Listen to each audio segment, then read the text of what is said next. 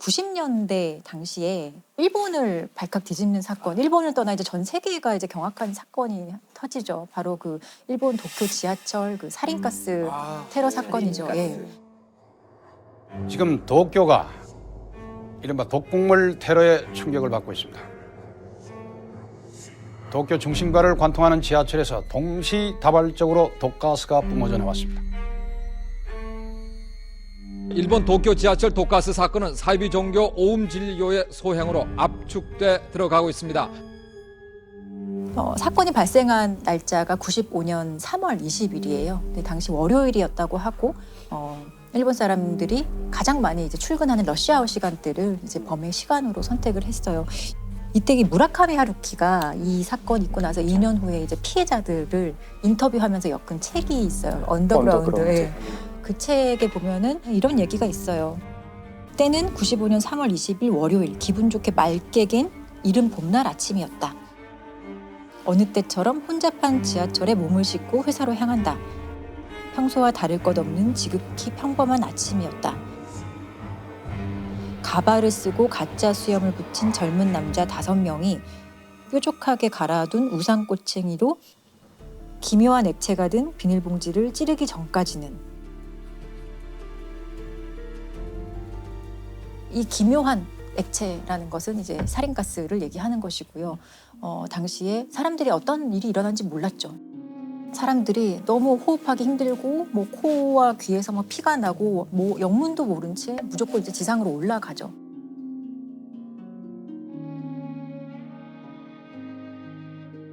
그래서 총 13명의 사망자가 발생을 했고 부상자는 거의 6천여 명에 이르고 있고 그 후유증이 엄청나기 때문에 지금도 사실 부상자로 분류됐지만 너무너무 이제 힘든 삶을 살고 있는 피해자들이 사실 많은 정도였고 아침 출근 시간에 이제 이런 화학 테러 사건이 일어났다는 거에 이제 전 세계가 많이 충격을 받았던 사건이에요.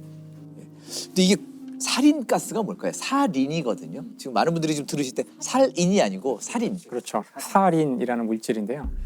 원래 이런 독극물이 나오면 항상 따라다니는 데가 꼭 그 독일 나치 아니나 다를까 이것도 이제 나치가 화학 무기로 만든 물질이에요. 독성이 그 보통 우리가 가장 그 극악한 독약이라고 하는 청산가리의 500배에 달하는 정말 이제 무시무시한 독성을 갖는 그런 물질인데요. 근데 문제는 이게 더군다나 이제 무색, 무취 전혀 이걸 감지할 수가 없어서 그리고 이걸 놔두면 바로 빠르게 기화를 하기 때문에 그냥 풀어놓으면 대부분 죽게 된다고 그러더라고요. 그래서 이 테러의 범인들이 자기도 죽으면 안 되기 때문에 여기다가 이제 약품을 하나 좀 첨가하게 돼요. 아세토니트릴이라는 건데 일단 그 반응 속도가 느려진대요. 속도가 느려지고 다음에 악취가 나게 돼요. 여기서 악취가 나게 돼서 비닐봉지에 넣어서 뭐 이렇게 풀은 다음에 그 범인들은 도망칠 수 있었고요. 아마 그렇지 않았으면 훨씬 더 많은 피해가 있었을 텐데 불행 중 다행이라면 그렇게 속도를 늦춘 바람에 더 안 좋았을 수 있었는데 그보다 낫다고 하고요. 어찌됐든 정말 그 굉장히 극악한 그런 살인 물질이죠. 살인이라는 물질은 보통 만들어내는 거죠. 그렇죠. 아무나 만들 수 있나요? 아니죠. 그 화학 무기로 만들어지는 거니까 전문가들이 있어야죠. 근데 이 옴질레교에서는 이런 살인가스를 비롯한 어떤 화학 물질 또 아니면 세균, 바이러스, 생물 무기를 다 가지고 있었어요. 그거를 다 제조하는 설비나 시설을 가지고 있었고 이 종교 단체가. 예, 그리고 또 실제로 지하철에서 이제 실행한 중에 한 사람도 의사예요. 의사 출신이었고 명문대학교를 졸업한 엘리트들이 꽤 많았다고 하거든요. 신도들 중에. 경찰의 주목을 새로 받기 시작한 화학연구반은 교단 내의 비밀 조직입니다. 30명 이상의 의사와 화학 전문가들로 구성된 화학연구반은 독가스, 생물학 무기 그리고 핵전쟁까지도 준비를 하고 있었습니다. 그리고 또 이게 어떤 실행에 옮기기 위해서는 뭐 살포할 때 필요한 군용 헬리콥터까지 가지고 있었거든요. 사실 범죄 단체인 걸 당시에도.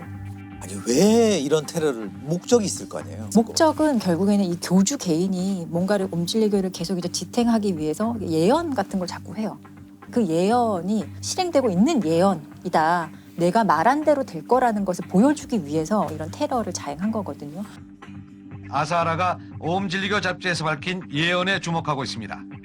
그 내용은 일본이 96년 말을 계기로 대전환을 맞게 되며 대규모 살육이 일어날 것이라는 종말론적 경고입니다. 특히 10명 중 9명은 숨질 대살육이 독가스에 의해 일어날 수도 있음을 밝혀 도쿄 지하철 사건조차 예행 연습에 지나지 않음을 시사하는 듯해 더욱 전율스럽습니다. 그 예언을 맞게 증명하기 위해서 자기네가 그런 일을 벌인다는 게 말이. 참. 야, 이 오음진리교 이 교주가 궁금합니다. 아사하라 쇼코라는 사람이었어요. 이 사진을 한번 보시면 아시죠? 예. 이 사진 되게 유명한 사진이라서 네, 다들 공중부양. 아실 거예요. 공중부양을 하고 있는 사진이고 85년 10월에 이제 이 사진이 일본에서 공개가 되었다고 합니다. 근데 당시에 이제 85년 10월이었으면은 사실 일본 경제가 엄청나게 호황을 맞이하고 있을 시절이고 사실 많은 이제 젊은 사람들이나 일본 사람들이 좀 안정된 생활, 풍요로운 생활에서 좀 삶의 어떤 지루함을 느끼고 있을 시절이었고 그래서 그 오컬티즘이어서 오컬트 문화가 일본에서 좀 붐을 일으켰던 시기라고 해요.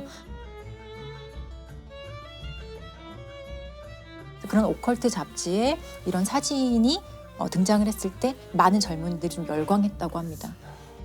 그러니까 85년에 이렇게 이 사진이 공개가 돼서 이 사람 개인에 대한 관심도 높아지고 사람들이 어떤 이런 거에 대해서 조금 잘못된 믿음을 가지기 시작을 했고 95년에 실제로 이런 테러를 자행할 때까지 한 10년 동안 교세를 엄청나게 확장하고 자금력도 엄청나게 이제 동원을 하면서 이런 테러를 할 수 있는 단체로 거듭나게 되는 거죠. 우리나라에도 비슷한 사건이 있었죠. 우리나라에도 있었어요. 정말 이런 말도 안 되는 되게 웃으실 수도 있는데 진돗개를 모시는 진돗개교 사건이라고 있었어요. 진돗개교. 네, 2014년에 이제 일어났던 일인데 2014년 8월 14일에 수상한 아동 실종 신고가 경찰에 접수가 돼요. 아들을 잃어버렸다라고 막 울어요. 어떤 엄마가 와서. 근데 그 아이를 어디서 언제 잃어버렸습니까? 라고 물어보니까 아이가 잃어버린 시점이 이미 한 달이 지난 거예요. 네. 그럼 그동안 신고 안 하고 뭐 했냐라고 물어보니까 내가 찾을 수 있을 거라고 생각했다라고 얘기하고 조금 수상한 얘기를 많이 해요. 그래서 경찰 입장에서도 단순 실종 사건은 아니겠다라는 생각으로 이 아이의 행방을 막 찾기 시작을 하거든요. 그래서 주변의 그 아동 보호시설 140여 군데도 조사를 해보고요. 엄마라는 최 씨 주변도 많이 탐문을 해요. 그런데 한 5개월 동안 계속 수사를 해봐도 전혀 어떤 혐의점이라든지 의심할 만한 부분을 결국 찾지 못해서 이 사건이 이제 미제로 남게 되거든요. 근데 미제로 남게 되었다가 2016년 2월에 이제 이 사건이 다시 이제 수면 위에 네. 떠오르게 되게 돼요. 왜 떠오르게 되나요? 당시에 2016년 2월에 그 미취학 아동인데 실종된 아이들을 좀 집중적으로 조사를 했다고 해요. 근데 그 과정에서 실종 신고된 이 사건이 다시 이제 경찰이 보게 되고 이거는 단순 실종 신고가 아니겠다라는 판단에서 다시 한번 조사를 하게 돼요. 조사하는 과정에서 이 엄마 최 씨가 아이가 실종했다고 하는 시점을 전후해서 한 15일치의 그 휴대전화 통화 내역을 보는데 이상하게 그 통화의 상대방들이 강서구의 한 다세대 주택에 다 살고 있는 사람들이었던 거예요. 너무 이상하잖아요. 네, 그래서 그 다세대 주택을 살펴봤더니 사람들이 공동체 생활을 하고 있는 것 같은데 특별히 어떤 범죄 혐의점은 바로 찾을 수 없는 것 같았어요. 근데 그러다가 그 단체에서 탈퇴했다는 사람 하나를 만나게 돼요. 그래서 어렵게 경찰이 이 사람을 설득을 해서 어떤 일이 있었는지 확인을 하게 되는데 놀랍게도 이 사람이 증언하는 것은 2014년 7월에 한 아이가 있었는데 그 아이를 교주격인 A라는 사람이 폭행을 하다가 사망을 했고 야산에 묻었다라는 얘기를 합니다. 이 강서구 다세대 주택에 살고 있는 이 단체가 진돗개를 모시는 사이비 종교 집단이었던 걸로 밝혀지게 된 거예요. 악귀에 쓰였다면서 3살 아이를 때려 숨지게 하고 시신을 유기한 사이비 종교 집단이 범행 3년 만에 경찰에 붙잡혔습니다.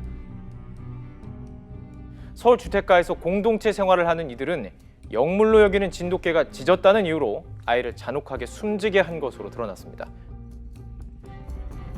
정체가 뭡니까 진돗개교? 진돗개교가 그냥 진돗개를 모시는 거예요, 한마디로. 진돗개가 숭상하는 거죠. 신인 건가요? 신인 거죠. 일종의 신인 거죠. 그러니까 진돗개한테 일단 다 존댓말을 해요. 먼저 내려가시지요, 이런 식으로. 또 사당도 마련해 놓고 진돗개를 위한 어떤 의식을 거행을 하고, 그리고 이 신도별로 각각 진돗개를 모시는 어떤 역할이 있었던 거예요. 어떤 사람은 진돗개의 어떤 수건을 빨아주는 사람, 앉는 사람, 그리고 뭐 목욕시키는 사람, 이런 식으로 각각의 역할 분담이 있었고, 동네 주민들의 어떤 증언을 들어봐도 모시는 모습이 누가 봐도 사실 보였던 거예요. 일단 이상하다라고 느꼈지만 사실은 뭐 딱히 어떤 범죄 혐의점은 없었기 때문에 이상한 사람들 예, 정도만. 그 정도로만 생각을 했던 거였는데, 이제 알고 보니 그 진돗개를 숭상하는 그 잘못된 믿음을 가진 집단에서 아이를 학대하면서 이제 사망을 하게 한 사건을 이제 경찰이 찾은 거죠. 아이를 왜 학대했을까요? 처음에 진돗개가 아이를 보고 막 짖었다고 해요. 아이는 뭐 한 3살 정도 되는 아이였는데, 그때 이제 진돗개교의 교주 같은 사람이 진돗개가 이렇게 아이한테 짖는 거는 이 아이에게 어떤 귀신이 쓰여 있어서 그렇다. 이 귀신을 내쫓기 위해서 아이를 좀 때려야 한다라는 식으로 처음에는 가벼운 폭행으로 시작했다가 그 폭행 정도가 사실 당연히 심해질 수밖에 없거든요. 그리고 결정적으로 아이가 사망한 날이 2014년 7월 7일이었다고 하는데, 그 당시에 아이가 좀 대소변을 못 가리고 계속 좀 칭얼대고 이러니까 좀 더 심하게 아마 때렸겠죠. 그렇게 돼서 아이가 갑자기 사망을 하고, 그 과정에서 친엄마가 다 보고 있었어요. 친엄마는 가만히 있어. 친엄마는 아무런 뭐 말리거나 그런 것들을 전혀 하지 않았죠. 그런데 더 놀라운 것은 이 아들이 사망한 후에 이 사람들의 행동이에요. 이 사망한 아이를 흔적을 없애야 될 거잖아요. 그래서 어떤 전주의 야산에 이 아이를 묻기로 합니다. 그래서 아이의 시신을 묻어요. 묻고 다시 집으로 왔는데, 생각해보니 거기 멧돼지들이 많이 다닌다는데 멧돼지가 혹시나 아이를 묻어놓은 곳을 다시 파서 아이가 드러나면 어떡하지? 라는 그런 불안감이 엄습해왔나 봐요. 그래서 다시 이들이 내려가서 아이의 시신을 꺼내요. 그리고 그 자리에서 화장합니다. 아이의 시신을 불태워버리거든요. 그 과정에 엄마가 다 참여를 했어요. 그러니까 좀 믿기 어려운 일이지만 실제로 일어났었던 일이라는 거에 좀 충격적이죠. 이 엄마가 그럼 경찰에 왜 실종 신고를 했느냐? 그것은 그러니까 자기들의 범행이 발각되지 않도록 하기 위한, 혹시나도 모를 수사에 대비한 어떤 그 혼선을 주는 그런 목적이었고, 실종 신고가 너무 늦은 거죠. 그렇죠. 이것까지 이 엄마는 이제 교주와 그 진돗개교 사람들이 시키는 대로 하게 됩니다. 근데 이들 처벌 어떻게 받았나요? 그 엄마 최 씨는 이제 10년 형이 선고가 되고요. 아이를 직접적으로 이제 학대해서 사망하게 한 사람은 13년 형이 선고가 되고. 그러니까 죄 질에 비해서는 어떻게 보면 형량이 적은 편인 것 같습니다. 좀 가슴 아픈 얘기네요. 이렇게 좀 호응행랑하잖아요. 이런 종교에 빠지는 심리가 뭘까요? 뭐 기본적으로 사실 사이비 종교에 빠지는 심리하고요, 사기 범죄에 속는 심리가 좀 유사한 메커니즘을 갖고 있어요. 앞서 옴진리교 같은 경우 겉으로 뭐 의사라든지 전문직 성공한 사람이라 하더라도 외형적으로 그럴 뿐이지 이 사람들의 마음속에는 결핍이 있어요. 해소하지 못한 그런 심리적인 문제가 있거든요. 여기 두 번째 상황적 요인이 겹치게 됩니다. 예를 들자면 뭐 옴진리교 같은 경우는 일본의 95년 당시의 그 시대 상황이 있고, 거기에 전반적인 삶에 대한 의미의 상실이라든지 뭔가 새로운 돌파구를 찾는다든지, 여기에 세 번째 이러한 상황을 노리는 이 범죄자들, 사이비 종교의 교주나 혹은 사기 집단이나 아주 촘촘하게 짜여진 전략이 들어갑니다. 처음에는 그냥 베풀어요. 당신 힘들지, 내가 들어줄게 라든지, 또는 그들이 갖고 있는 어떤 자존감, 낮은 부분들, 인정받고 싶은 욕구를 건드려주죠. 그러면서 그 다음에는 이제 외부와 차단을 시키죠. 다른 제3의 의견을 못 듣게 해요. 다른 사람의 조언이나 개입을 못하게 만들어버리고, 그리고 나서 소위 말하는 본전 심리가 들어가는 거죠. 그때까지 내가 바친 게 있는데 만약에 여기서 당신이 중단하면은 다 날아가는 거야. 이 세 가지가 합쳐졌을 경우에 사실상 여기서 벗어나기가 쉽지가 않고요. 이 세 가지를 다 와해시켜야만 피를 막을 수가 있죠. 뭐 종교를 선택하는 것은 개인의 정말 어떤 신념이고 개인의 선택 문제이거든요. 본인이 판단 능력이 미약해서건 환경적으로 취약해서건 이런 종교를 선택하고 본인이 그렇게 살겠다고 하면 본인이 책임져야 될 문제거든요. 근데 정말 여기서 이제 문제가 되는 거는 이런 진돗개교 사건처럼 자신의 의사와 상관없이 아이 같은 경우나 의사를 표현할 수 없는 사람들이 그게 세상의 전부인 것처럼 살다가 이렇게 억울하게 죽는 사건이 꽤 있다는 거죠. 사회적으로 이들에 대해서 다른 시각으로 바라봐 줄 필요가 있을 것 같아요. 그냥 그런 가족을 둔 부끄러운 사람이 아니라 이 사람들도 피해자들일 수 있다라는 생각이 좀 들었어요.